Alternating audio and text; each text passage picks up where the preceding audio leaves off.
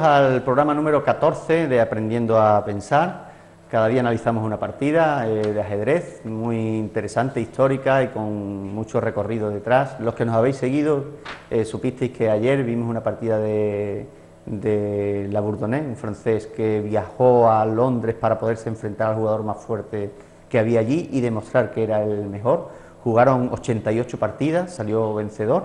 Entonces, ¿por qué decimos esto de la partida de ayer? O sea, del programa de ayer, pues porque el jugador que vamos a analizar hoy, que vamos a ver hoy, aprendió precisamente viendo esas partidas, esas 88 partidas, o mejor dicho 50, había un libro de William Lewis llamado 50 partidas entre Labourdonnais y McDonald, y se empapó de esas 50 partidas este jugador cuando era pequeño, y pudo así alcanzar un gran nivel, hasta el punto de que hoy en día vamos a ver una partida suya histórica. Estamos hablando de Adolf Andersen, un jugador, no solamente jugador de ajedrez, él estudió matemáticas, fue profesor de matemáticas, era su profesión, y aparte pues lógicamente jugaba al ajedrez y tuvo unos enfrentamientos muy interesantes con Paul Morphy, del que hemos hablado también en programas anteriores. Así que hoy toca ver a Adolf Andersen, cómo aprendió de las partidas de Labourdonnais y la joya que nos va a dejar hoy en este programa.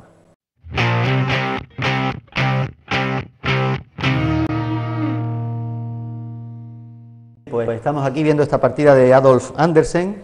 Él empezó a jugar con 9 añitos, le enseñó su padre a jugar con 9 años.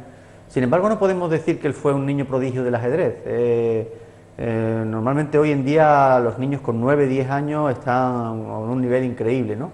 Él llegó a tener 22 años y todavía no era de los mejores jugadores de su zona, de donde vivía, con lo cual no podemos decir que fue un niño prodigio, pero sí que llegó a ser después uno de los mejores, de los 3 mejores jugadores del mundo sin duda.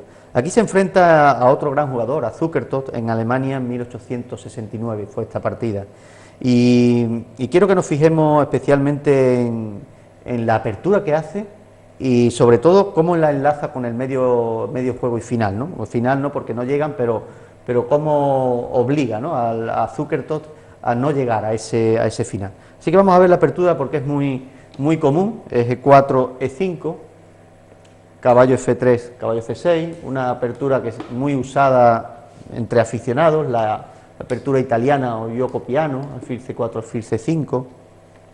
Y fijaros cómo aquí me quiero detener un momento porque hay un gambito. Gambito es un lance del ajedrez en el que nos dejamos comer un peón en la apertura para poder ganar tiempos e incluso coger centro o que luego redunde en beneficio para nosotros, a cambio de ese peón lateral normalmente, ¿no? Pues aquí lo que hizo Adolf Andersen es usar el gambito Evans.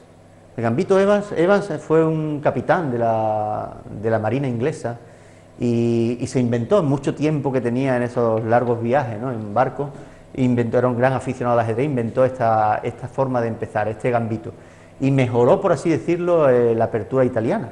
La apertura italiana es esta, y ahora para luchar por el centro y romper aquí, nos fijamos que hay 3 piezas o 2 piezas menores y un peón que están controlando esta casilla y que nos impiden poder romper. Entonces el espíritu, por así decirlo, de la italiana es jugar C3 y luego D4, pero ¿qué ocurre? Que si hacemos C3 es el turno de las negras, y si las negras nos amenazan el peón, ya de nuevo nos vemos en la disyuntiva de que si rompemos, pues podemos perder este peón. ¿Qué se inventó este jugador, Larry Evans, capitán de la Marina inglesa, por allá por 1700, para que a las negras no le dieran tiempo de frenar estas 2 jugadas blancas? Fijaros qué interesante, qué creación, ¿no? C3 no me da tiempo porque me están atacando aquí y me tengo que entretener a defenderlo. Entonces fijaros lo que se inventaron en esta posición, el gambito que lleva su nombre, gambito Evans, que es dejarse comer este peón, el peón B4, para atraer al alfil al sitio donde vamos a subir ahora con el C3. No te ha dado tiempo a sacar el caballo y cuando el alfil se va a la misma casilla donde estaba, a costa de un peón, sí podemos subir. Entonces, como si hubiéramos hecho estas 2 jugadas, C3 y D4 de un tirón, en una sola movimiento, a cambio, eso sí, de perder el peón B4. Fijaros qué interesante, repito, C3 para romper en D4 no me da tiempo. Se puede hacer, ¿verdad? La italiana son largas variantes en las que ahora no vamos a entrar, ¿no? Se podría hacer, pero está este peón que se puede perder, ¿no? Y de hecho se pierde. Entonces, gambito Evans, me dejo comer uno lateral que tiene menos valor, lo toman, C3 y ahora D4. Hemos conseguido lo mismo, pero entregando este peón y el caballo no le ha dado tiempo a amenazarnos. Esto lo inventó este hombre en esos viajes en barco y ahora resulta que Adolf Andersen, años después, lo emplea. Así que en esta posición jugó B4. Ya conocéis un poquito más de otra historia de una apertura como esta, el gambito Evans. Las negras tomaron, las negras jugaron C3 y las negras se fueron a A5. No regresaron a la misma casilla, sabemos que las blancas van a romper de todas formas. Y aquí sí que ponen más impedimento, porque fijaros cómo aquí no podríamos romper en D4 porque el peón estaría clavado. Así que con la jugada que hizo Zukertort aquí, pues parece que detiene o retrasa un poco el avance de D4, que sin duda tarde o temprano se va a hacer. Esta es la variante Paulsen, ¿eh? Dentro del gambito Evans hay diferentes variantes y esta exactamente es la Paulsen. En este momento las blancas sí que rompieron, pero cuando toman, como no pueden tomar con peón, enrocan y ahora sí amenazan con tomar y coger el centro. Las negras jugaron alfil B6 y ahora sí tomaron el peón central. Fijaros cómo estos dos peones amenazan con subir, el alfil está muy bien situado, aún no están desarrolladas y las blancas están enrocadas, todo a cambio de un peón. ¿Merece la pena? Bueno, ya depende del estilo de cada jugador. Hay jugadores más agresivos que sí que prefieren perder un peón ahí y otros que lo cuidan un poquito más, ¿no? En estos momentos las negras jugaron D6, las blancas jugaron D5 amenazando a ese caballo, el caballo fue a A5 amenazando al alfil y el alfil, en lugar de irse, otra forma de defender una pieza que nos están amenazando es amenazar algo más importante, algo de más valor, y entonces el rival tiene que acudir a eso y no puede comernos. ¿Qué hay aquí de más valor? Pues fijaros cómo este alfil amenaza a este peón y consecuentemente a la torre, con lo cual a las negras no le conviene tomar este alfil. Las negras jugaron caballo E7, ahora sí que toca salvar el alfil, porque si ahora tomáramos aquí, simplemente nos amenazarían el alfil y tendríamos dos piezas amenazadas. Así que ahora sí que el alfil tiene que irse y las negras aprovechan para enrocarse. Hay que terminar el desarrollo, siempre las piezas menores fuera, centro de peones, enroque, lo hemos repetido muchas veces, es la mejor forma de jugar al ajedrez sin sufrir demasiados daños al principio. Caballo G6, una jugada también lógica, buscando casillas centrales, acudiendo a la ayuda del rey. Y otra jugada lógica también es un caballo que no tiene muchas casillas, lo reciclamos por E2 y puede llegar a casillas más interesantes, ¿vale? Así que la jugada de Adolf Andersen fue ahí caballo E2. Sobre todo nos atrae la atención de que un plan interesante puede ser atacar al enroque. ¿Sabéis por qué?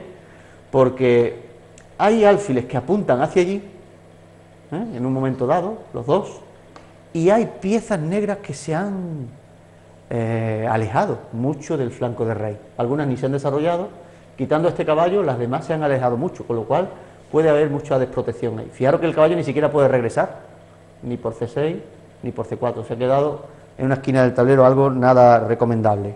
Así que caballo E2, C5 jugaron las negras, dama D2, las blancas, comunicando las torres, F6 jugaron las negras, controlando con gran fuerza el punto E5, donde se puede instalar este caballo y es lo que llamamos una base de operaciones, desde ahí puede acudir a diferentes sitios, o sea que esta jugada F6 parece interesante. Rey H1, una jugada, podríamos decir, profiláctica, ¿no? Antes de que haya ningún peligro, juego esto. ¿Y por qué? ¿Qué peligro podía haber? Pues fijaros, algo muy común entre los aficionados es no prestar atención a las amenazas hasta que no la tienen encima, y algo muy frecuente en los grandes maestros es verlas venir desde lejos.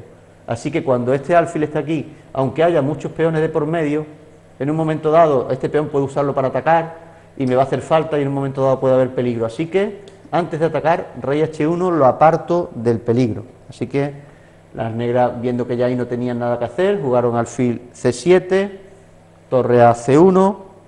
Son jugadas que quizás no son las mejores, pero queremos seguir adelante para ver el final de esta partida, que es lo que nos interesa, ¿no? Caballo G3, y si nos fijamos ya está el caballo que no hacía nada en unas casillas donde controlan otras más avanzadas, ¿no? Donde puede saltar. Las negras avanzaron B5, las blancas jugaron caballo F5, las negras siguieron con B4, y fijaros esta casilla que el rey dejó libre, la ocupa la torre. ¿Cuál es la idea? La idea seguramente será avanzar este peón hasta el punto de choque que hay con este. Si las negras no hubieran avanzado aquí, probablemente este plan nunca lo hubieran usado las blancas, porque el peón no tendría sitio donde chocar. ¿Por qué es importante que choque? Pues porque si hay un punto de choque, tanto si toman las negras como si toman las blancas, la columna va a quedar abierta y entonces la torre va a poder atacar. Así que fijaros qué interesante, gracias a que el peón está aquí, las blancas jugaron torre G1. En estos momentos alfil B6, se ve que las negras carecen de plan absolutamente, mientras que las blancas van hacia el enroque. El caballo se afianza en la casilla que dijimos, así que las blancas no tienen ningún miedo en eliminar una pieza tan importante del rival en el centro del tablero. D por E5, y ahora la torre se mete en G3, que sirve tanto para llevar a la otra, lo que llamamos una batería, cuando colocamos varias piezas mayores en una misma columna para atacar, o también puede servir para cambiarse de columna a la de H3. Así que torre G3 hicieron las blancas, si os fijáis, es una forma de doblar las dos torres en la misma columna o pasar la torre a la columna H. Así que esto es lo que le llamamos una batería, una forma de atacar al rey. Así que después de torre G3, las negras hicieron torre F7 intentando defender la segunda columna, pero viene el G5 ya el punto de choque, ¿no? El punto de contacto. Alfil por F5, sabemos que cambiar piezas siempre alivia al jugador que se defiende, lo hemos dicho muchas veces, porque el que ataca tiene entonces menos piezas para dar mate. Entonces, si usted está ahí alguna vez atacando, intentad evitar esos cambios, a no ser que sean imprescindibles. Las negras aquí cambian piezas, intentando aliviarse, pero sin embargo todavía quedan muchas piezas blancas cerca de este rey, ¿no? La dama tomó en D5 un peón, que tampoco le preocupa a las blancas porque están centrando su ataque en el enroque, y aquí vuelven a abrir más columna, ¿no? G por F6. Si os fijáis ahora hay un momento importante en el que las negras le dan importancia a algo que realmente no lo tiene. Ocurre mucho en las partidas de aficionados. Los aficionados están jugando una partida y en cierto momento le dan importancia a algo que no es lo que más vale en el tablero y quizá gastan 4 o 5 jugadas ahí, sus planes, su tiempo en eso que no es válido. Un gran maestro se dirige a la zona del tablero donde realmente ve que está lo importante. Entonces aquí ahora mismo las negras se están dirigiendo a ganar un alfil cuando realmente tienen un ataque poderoso las blancas en esta parte del tablero. Así que, ¿qué es lo que hacen las blancas? Ignoran por completo esto y fijaros la jugada que hacen. Torre G1, amenazando ahí y dejándose comer este alfil, que por otra parte sería muy peligroso comérselo, ¿no? El rey se va a H8 intentando escapar de las amenazas, peón por peón dando jaque, obligando al rey a volver a la casilla en la que estaba. El alfil sigue ahí intacto porque el ataque blanco realmente es más fuerte. Y ahora fijaros cómo la dama abandona por completo este alfil, demostrando que el plan de las negras era absurdo, y se van a H6. Parece que la dama ahí no tiene por dónde entrar, porque choca con varias piezas y no parece que pueda entrar, y encima se ha dejado comer un alfil, ¿no? Pero veremos como que sí que es peligroso. Si toman el alfil, dama por peón H7, una vez más sacrificando a la dama, de tantas partidas que hemos visto en este programa, en las que se han sacrificado a la dama aquí una vez más, tiene que aceptarlo porque no hay ni una casilla donde ir, y aprovechando que este peón controla esta casilla, jaque, no puedes taparte ni cubrirte con nada, no puedes huir gracias a la torre y al peón, tienes que volver a tu casilla inicial y torre H8, mate. Una vez más una partida magnífica de ataque, como muchas que hemos visto en este programa de Aprendiendo a Pensar.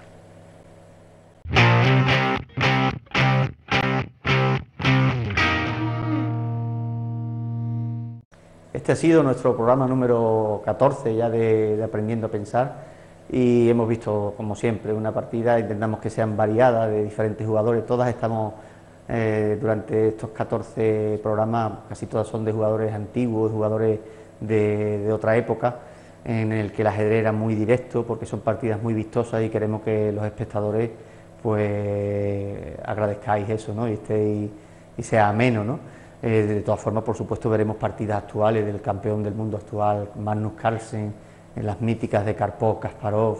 Tendremos tiempo para ver partidas de Bobby Fischer, ¿no? Que seguramente incluso los que no conocen el ajedrez les suena, ¿no? El mítico jugador americano Bobby Fischer en la época de la Guerra Fría. Vamos a estar viendo muchas partidas. La de hoy ha sido muy interesante, por tanto os emplazamos a que mañana estéis aquí con una partida nueva en Aprendiendo a Pensar.